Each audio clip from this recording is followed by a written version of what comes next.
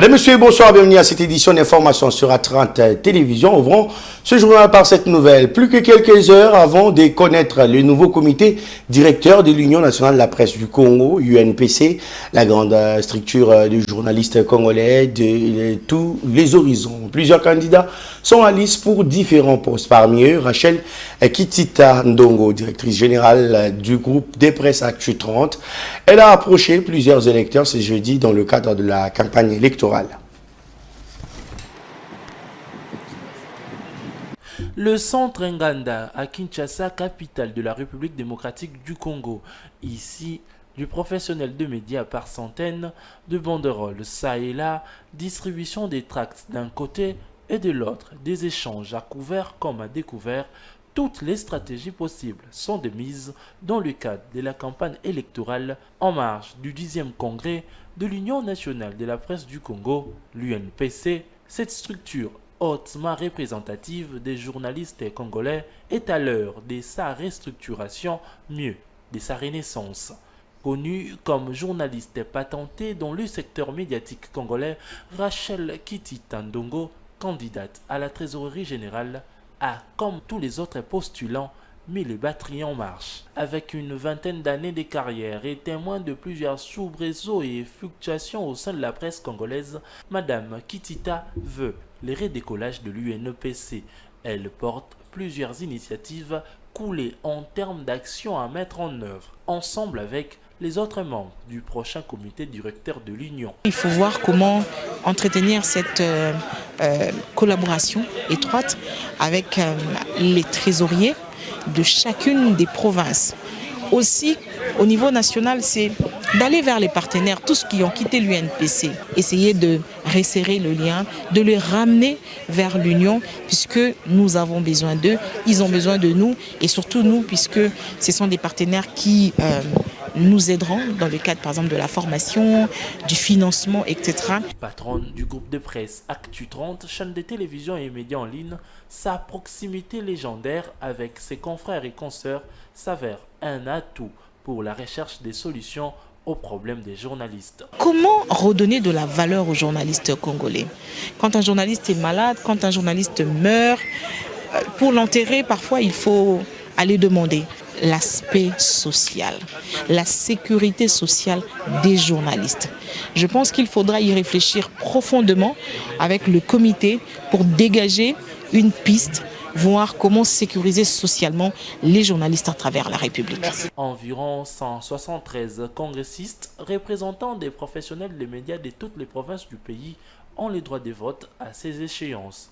Au-delà des autres postes à pourvoir, les souhaits de plusieurs restent vivement l'élection de Rachel Kitita Ndongo à la trésorerie générale de l'UNPC. Tout à fait autre chose dans cette édition d'information. Le chef de l'État, Félix Tshisekedi, a échangé tour à tour avec Gilles Tekei, inspecteur général et chef de service de l'UJF, et Miguel Kachal Katam, directeur général de l'ARSP. Gilles a présenté au chef de l'État, Félix Tshisekedi, les rapports des activités de sa structure dans le cadre de la surveillance des opérations financières de l'État. De son côté, le DG de l'ARSP a promis de faire de la sous-traitance un moteur de développement pour la RDC.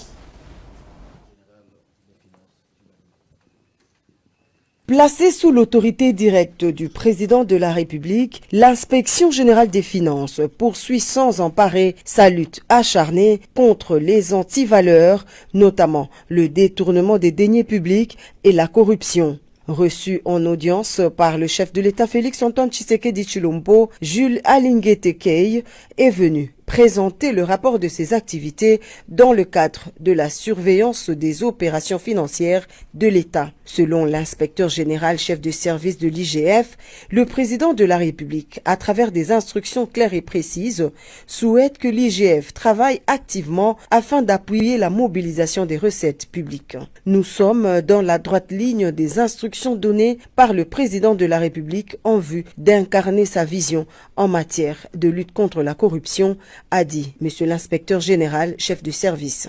De son côté, le directeur général de l'autorité de régulation de la sous-traitance dans le secteur privé, Miguel Cachal-Katembe, également reçu dans la même soirée de ce mercredi par le chef de l'État Félix-Antoine Tshisekedi Tshilombo, devrait pour sa part mobiliser toutes les sociétés sous-traitantes à travers une sensibilisation afin de s'acquitter de leurs devoirs fiscaux en vue de permettre à l'État congolais de mobiliser les moyens de sa politique.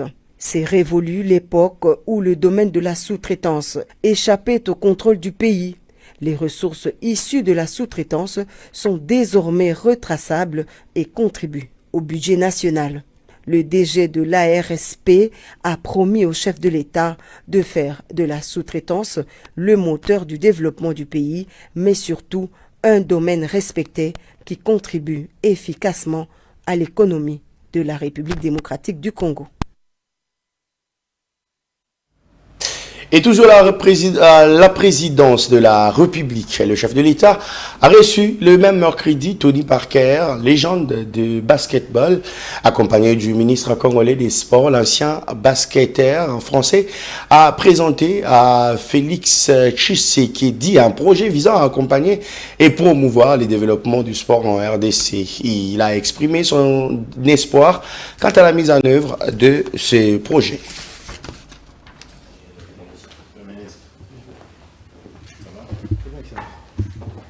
Arrivé à Kinshasa en début de semaine, le basketteur international franco-américain William Anthony Parker traîne dans ses bagages plusieurs projets en faveur du sport congolais. En collaboration avec le ministre des Sports et Loisirs Didier Boudimbu Toubwanga, l'ancienne star de la NBA a dit au chef de l'État Félix-Antoine Tshisekedi Tshilombo ses intentions d'accompagner la République démocratique du Congo, mieux le ministère des Sports et Loisirs. Il a été question que je puisse conduire la délégation auprès du chef de l'État pour présenter la star Tony Parker qui est là parce que nous devons mettre en place un accompagnement pour le sport congolais pour qu'il puisse nous aider à promouvoir le sport congolais et en même temps avec M. Sébastien qui est un organisateur des marathons. Nous sommes en train de préparer un grand marathon international de Kinshasa d'ici une année. Donc c'est de ça qu'on a parlé et puis un peu de tout, de tout ce qui concerne le sport. Et je pense que le président a été très attentif. Et je suis sûr qu'on pourra vraiment aboutir dans le projet que nous avons. Moi, ça fait longtemps que j'avais envie d'aider le continent africain. J'ai fait plusieurs voyages dans différents pays. Et c'est vrai que là, le Congo et ce qu'on a discuté avec Monsieur le ministre, c'est vraiment excitant. Je suis vraiment content pour l'avenir. Moi, je suis animé par la transmission depuis que j'ai pris ma retraite sportive. Et on a essayé d'expliquer le projet à Monsieur le Président. Et j'espère que ça sera positif et qu'on pourra mettre les choses en place. De son côté, Sébastien Bottari, faisant partie de la délégation conduite par le ministre des Sports, parle d'un grand événement qu'il compte organiser le 30 juin de l'année prochaine. Il s'agit du marathon international de Kinshasa. Je crois que le message aujourd'hui, c'est qu'il y a une véritable impulsion politique au plus haut sommet de l'État pour faire de Kinshasa et le Congo une destination importante sur le continent à travers des manifestations, à travers des nouveaux projets que mène M. Parker. Et donc c'est pour nous, investisseurs, acteurs, quelque chose de très important. En ce qui nous concerne, on est là pour organiser le premier marathon international de Kinshasa le 30 juin. C'est une date qui est très importante dans l'agenda des Congolaises et des Congolais. Donc c'est une mission très importante que nous prenons au sérieux. Et avec, bien, je dirais, l'appui du ministre, on va tout faire pour que cette manifestation se déroule le mieux possible. La promotion du sport de santé à travers le marathon, le basketball et le football sont les quelques disciplines concernées par ce projet présenté au président de la République. Direction Assemblée nationale où les députés ont voté une énième prorogation de l'état des sièges, un vote qui a eu lieu en l'absence des élus des Lituri, Nord Kivu et Sud Kivu. Ces derniers ont claqué la porte avant l'examen de cet état des sièges décrété depuis plus de 2 ans dans les Nord Kivu et Lituri. Pour ces élus, l'état des sièges a largement prouvé ses limites. L'Assemblée nationale, le 29 septembre 2021, nous avons voté une résolution pour lever l'état de siège. Ça n'a pas été respecté. Il y a eu un dialogue où on a appelé tous les dignitaires des deux provinces pour lever l'état de siège. Et tous ont demandé qu'on lève. Ça n'a jamais été levé. Et quand on est en train de continuer à proroger, mais vous voyez le nombre de morts qui continue d'augmenter, le nombre de déplacements massifs. Et nous avons en tout cas la conviction aujourd'hui que l'état de siège est devenu un business tout simplement pour les militaires, les généraux qui sont sur terrain. Et donc ça, aujourd'hui, on sait les voir qu'il y a un conflit net entre la population et les officiers militaires qui sont sur terrain. Et donc, on les accuse de faire des exploitations illicites des minéraux, de chercher plus l'argent que d'aller protéger la population. Ils ne se donnent pas parce qu'il y a beaucoup de trafic militaire entre les groupes armés, entre les rebelles et cette armée, certains officiers qui sont de cette armée. Donc, il faudra quand même, pour aider notre République, pour aider les chefs de l'État, pour aider la population, il faut quand même qu'on soit franc dans des discussions qui permettront à ce que nous puissions avoir des recommandations, d'autres orientations qui permettront à ce qu'il y ait quand même le retour au calme. Il n'est pas dit que s'il n'y a pas état de siège, le pays ne va pas combattre. Nous avons l'armée qui est toujours disposée à combattre.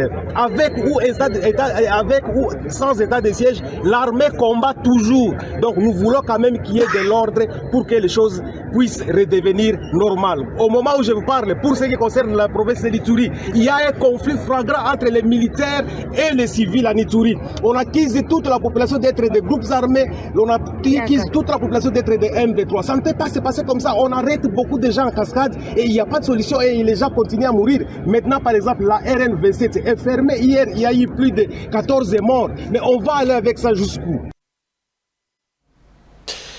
Le secrétaire général adjoint aux opérations de maintien de la paix de la MONUSCO séjourne depuis mercredi dans la ville de Goma. Sur place, Jean-Pierre Lacroix a échangé avec le gouverneur militaire du Nord Kivu, le lieutenant général Peter Kirimwami. Les deux personnalités ont discuté autour de l'amélioration de la coopération avec les FRDC, les efforts diplomatiques en cours et le cessez-le-feu. À l'issue de ces échanges, le numéro 2 de l'ONU a rassuré la poursuite des opérations militaires entre la MONUSCO et les autorités provinciales. À Matadi, dans la province du Congo central, convié pour lancer la deuxième session de la 8e édition de l'Expo Béton, la première ministre a mis à profit cette mission pour servir d'abord les affaires d'État dans cette partie du pays.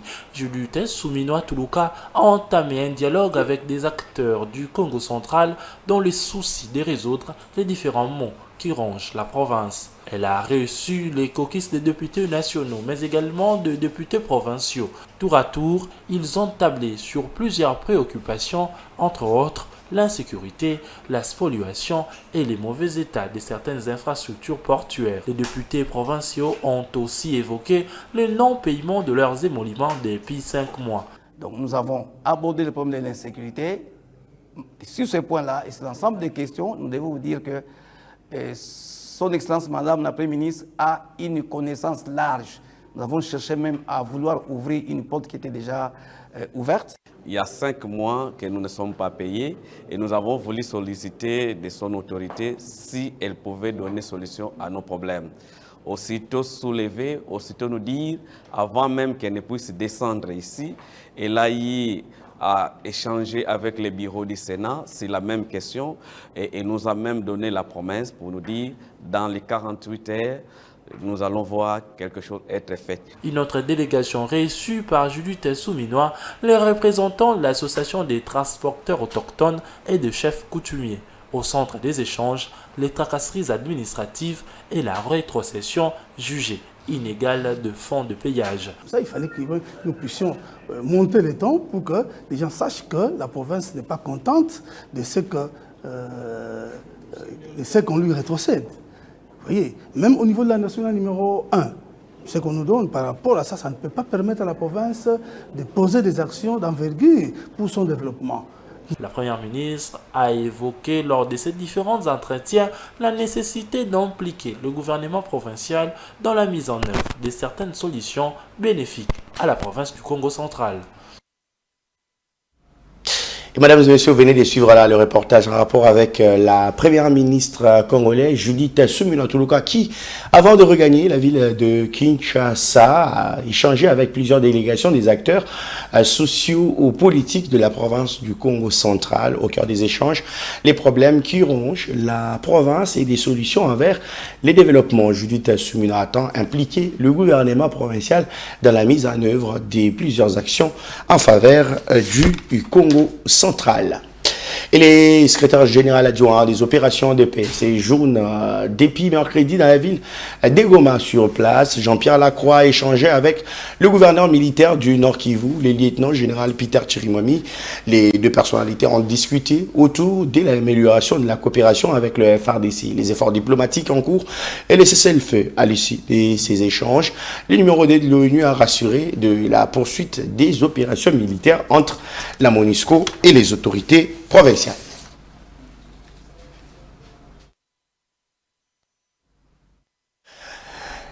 Un autre chapitre dans cette édition d'information. Les états généraux de la justice auront lieu à la fin du mois d'octobre prochain. Annonce faite mercredi par les ministres de la justice et garde-sceaux, Maître Constant Mutamba Tungonga, après échange avec le président du conseil supérieur de la magistrature. Les ministres de la justice ont souligné que ces assises seront à un moment de mener des réformes essentielles afin de lutter contre les antivaleurs dans ces secteurs. Il était donc question pour le président du Conseil supérieur de la magistrature et moi, ministre de la Justice et garde des Sceaux, de passer en revue toutes les questions concernant le fonctionnement de notre appareil judiciaire. Ceci afin de faire un rapport détaillé à son Excellence Monsieur le Président de la République et à son Excellence Madame la Première ministre. Les États généraux de la justice congolaise seront organisés fin octobre. Et d'ici demain, le président du Conseil supérieur de la magistrature va nous transmettre la liste des noms des hauts magistrats qui feront partie de la commission d'organisation de ces États généraux. Et s'agissant des réformes, il m'a également rassuré que d'ici demain, il m'enverra la liste des hauts magistrats de la Cour de cassation, du parquet de la cassation, de la Cour constitutionnelle, parquet constitutionnel, Conseil d'État, parquet Conseil d'État et certains autres magistrats pour faire partie de la commission des réformes que nous avons mise en place pour que celle-ci puisse travailler sur les différents textes que nous avons déjà apprêtés afin de pouvoir peaufiner, étoffer la dernière mouture des textes qui sera envoyé à l'Assemblée nationale, mais avant cela, évidemment, sera soumise au Conseil des ministres. Judiciaire. Ceci afin de faire un rapport détaillé à son Excellence Monsieur le Président de la République et à son Excellence Madame la Première ministre. Les États généraux de la justice congolaise seront organisés fin octobre. Et d'ici demain, le président du Conseil supérieur de la magistrature va nous transmettre la liste des noms des hauts magistrats qui feront partie de la commission d'organisation de ces États généraux.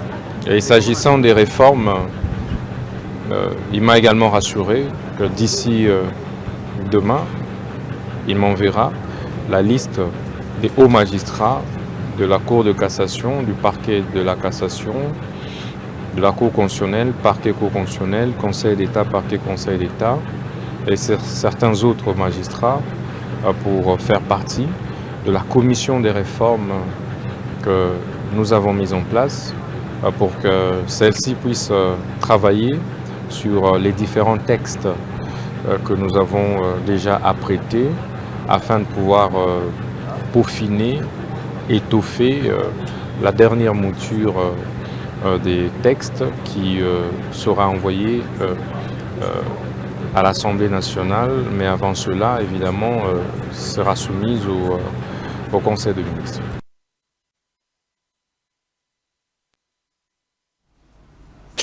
Le ministre des Finances, Doudou Fambali Koundé, a présidé aux côtés du ministre du Budget et de la vice-ministre des Finances la réunion de la Troïka politique. Au cours de cette rencontre, Doudou Famba a donné des orientations claires pour stabiliser les cadres macroéconomiques et consolider la stabilité du taux d'échange à travers la République démocratique du Congo.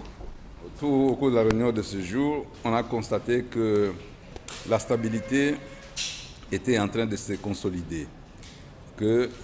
Qu'on est à la 5e semaine consécutive que l'inflation est en décélération. Aujourd'hui, le ministre a estimé qu'il faut, au-delà du conjoncturel, c'est-à-dire en même temps qu'on lutte pour stabiliser les cadres, pour stabiliser, baisser l'inflation, pour stabiliser les taux d'échange, il faut aller au-delà. Il faut aller au-delà, penser au structurel. Ça veut dire essayer de trouver des solutions des structurels de longue durée qui peuvent ancrer la stabilité. Et donc, ces solutions de longue durée tiennent à la diversification de l'économie. Il faut augmenter l'offre, il faut augmenter la production nationale pour qu'elle ait un impact sur la stabilité de la monnaie. Et donc, pour ça, il faut investir. Il faut investir dans l'agriculture, il faut investir dans les transports, il faut investir dans le développement rural. Bref, il faut investir dans le secteur productif. Alors, c'est pourquoi l'orientation de la réunion d'aujourd'hui, c'est de faire en sorte que les ressources, à la fois qu'on mobilise auprès des partenaires, et même les ressources nationales, soient dans une grande part orientées vers l'investissement.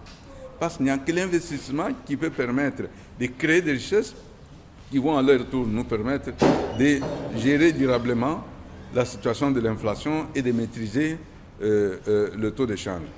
Tant que nous allons continuer à dépendre infiniment dans une structurelle de longue durée qui peuvent ancrer la stabilité. Et donc, ces solutions de longue durée tiennent à la diversification de l'économie.